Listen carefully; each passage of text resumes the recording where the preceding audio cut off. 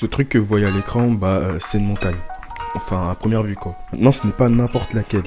Ce colosse, c'est tout simplement le toit du monde appelé l'Everest. L'Everest, finalement, c'est quoi? Bien, c'est tout simplement la montagne la plus haute du monde. Aussi simple que ça. Elle se trouve dans l'Himalaya, à la frontière entre le Népal et la Chine. Si tu cherches à toucher le ciel, c'est là que tu dois aller. C'est une merveille naturelle incontournable. Cette montagne emblématique est un symbole de défi, de courage et de détermination pour les alpinistes et les amoureux de la nature du monde entier. Commençons notre voyage pour découvrir cette montagne extraordinaire. L'Everest se situe, comme je l'ai dit juste avant, à la frontière entre le Népal et la région autonome du Tibet en Chine.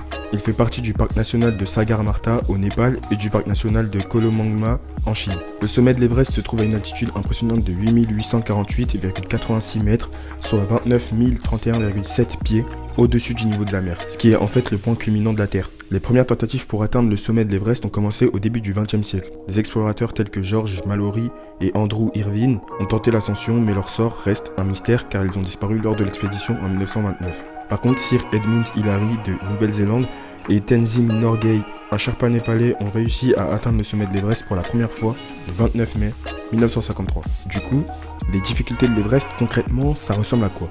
Puisque finalement, dit comme ça, on dirait juste une version un peu asiatique du Mont Blanc. Donc laissez-moi vous mettre dans le bain.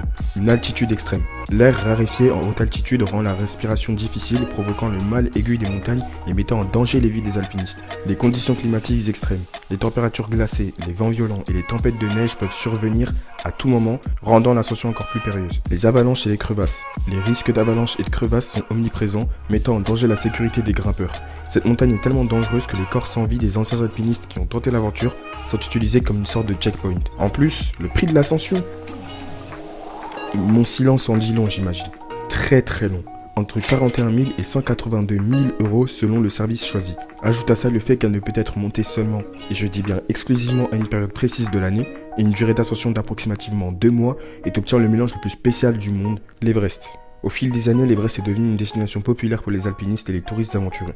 Des expéditions sont organisées chaque année, attirant des grimpeurs du monde entier. Malheureusement, la vitesse croissante de l'Everest a aussi entraîné des problèmes environnementaux tels que la pollution et la surfréquentation. Pour pallier à ça, le parc national de Sagarmatha et le parc national de Komolangma ont été créés pour protéger les régions environnantes de l'Everest. Cependant, la fonte des glaces due au réchauffement climatique pose un défi majeur pour la préservation de cette région fragile. L'Everest, avec ses défis, continue d'inspirer des millions de personnes à travers le monde. C'est un défi d'aventure, de dépassement de soi et de respect pour la nature. Par contre, il est essentiel de préserver cet environnement unique pour les générations futures.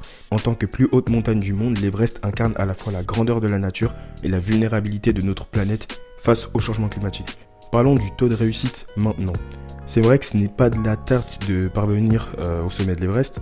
En moyenne, le taux de réussite tourne autour de 50%. C'est pas moi qui le dis, donc n'attrapez pas ma veste si jamais c'est douteux. Ce qui signifie que la moitié des personnes qui tentent l'aventure n'y parviennent pas. Ce qui montre à quel point c'est un défi exigeant. J'ai d'ailleurs créé plusieurs scénarios envisageables pour quelqu'un ayant une petite expérience en alpinisme.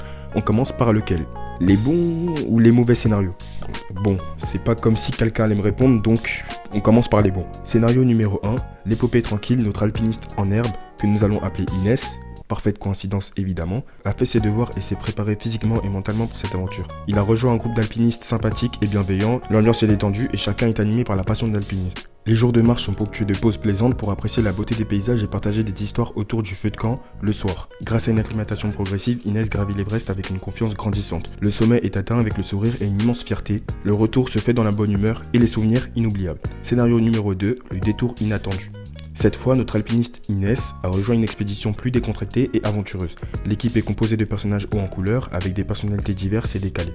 Pendant l'ascension, ils inventent des jeux de mots pour alléger l'atmosphère et mettre l'accent sur l'humour plutôt que la compétition. Ils prennent le temps d'explorer les recoins cachés de la montagne, et les moments difficiles deviennent des anecdotes hilarantes, et chaque jour apporte une nouvelle surprise. L'Everest est finalement gravé, mais ce sont des amitiés forgées et des moments loufoques qui restent gravés dans les mémoires. Scénario numéro 3, les défis des défis. Pour cette aventure, Inès décide de relever un défi encore plus ambitieux, gravir l'Everest en solo. C'est une expérience intense, mais d'autres alpinistes en herbe est déterminés à se dépasser. Tout en gardant une approche sérieuse de l'ascension, Inès se surprend à chanter des chansons cultes de montagne tout en progressant. La solitude est transcendée par une connexion profonde avec la nature et les majestueuses montagnes.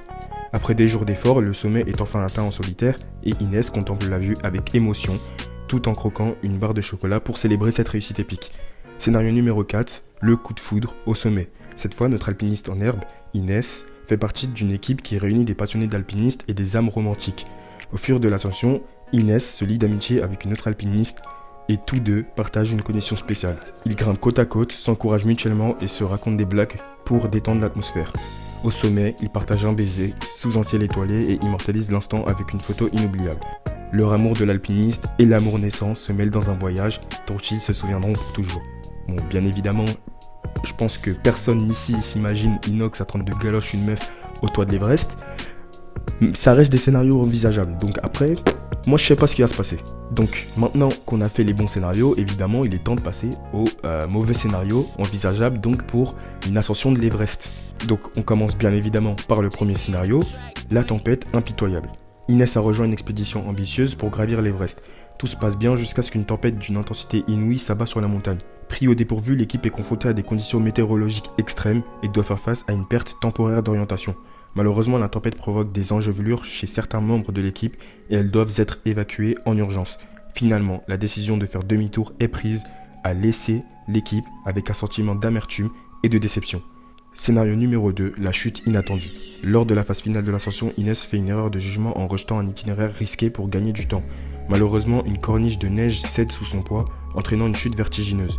Heureusement, Inès est retenue par une corde, mais cette mésaventure provoque un choc émotionnel intense. L'équipe doit prendre la difficile décision de continuer sans Inès pour assurer la sécurité de tous. Alors qu'il continue vers le sommet, Inès se retrouve seule, contemplant l'échec de son rêve de conquérir l'Everest. Scénario numéro 3, le mal des montagnes. L'ascension se déroule bien pour Inès, mais à mesure qu'il gagne en altitude, certains membres de l'équipe commencent à montrer des signes de mal de montagne, y compris Inès.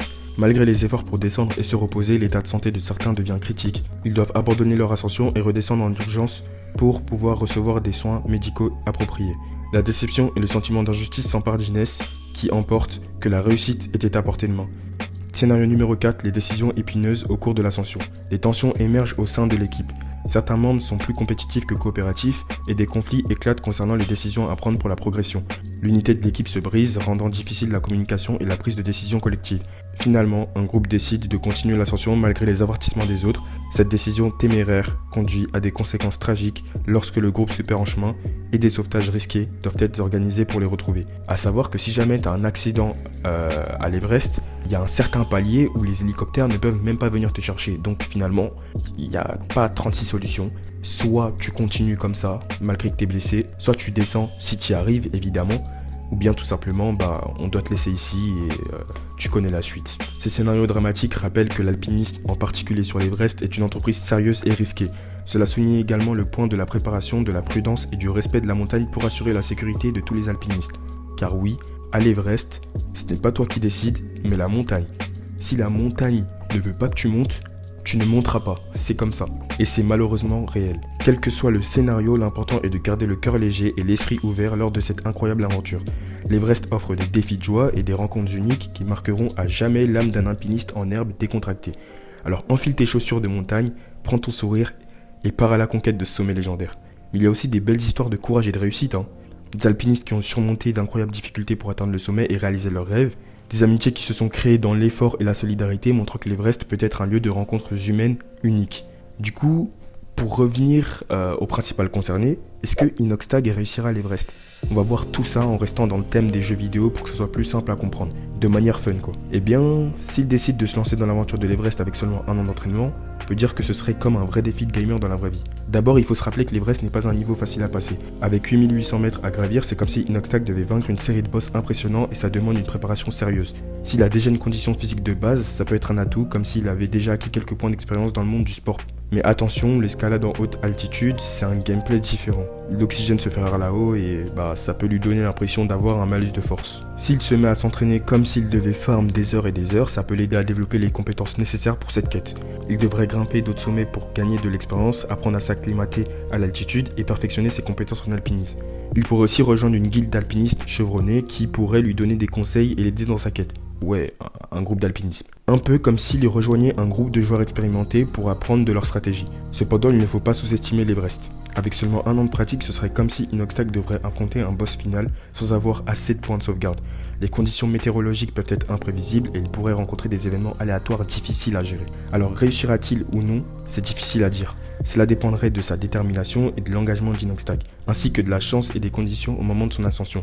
Parfois même les joueurs les plus aguerris échouent, et ce n'est pas la fin du monde. Quoi qu'il en soit, l'important serait qu'ils prennent le temps d'apprécier chaque étape de cette quête, de profiter de l'aventure et de se souvenir que c'est avant tout un jeu qui choisira de jouer dans la vie réelle.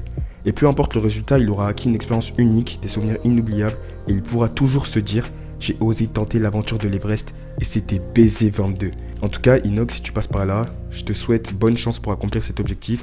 Je suis de tout cœur avec toi et tâche de revenir en vie, hein, au minimum quoi. Sache que je suis un grand fan et j'espère que tu auras kiffé cette vidéo que je t'ai en quelque sorte dédiée. Bref, en tout cas j'espère que cette vidéo vous aura plu. Perso, moi j'ai kiffé. Comme d'hab frérot, si c'est le cas, n'hésitez pas à vous abonner, à liker cette vidéo et à me donner des idées de documentaires autour du gaming en commentaire. Et surtout, n'oubliez pas, parfois la plus grande montagne que nous devons gravir, ce n'est pas celle de l'Everest, mais celle de nos propres peurs et doutes.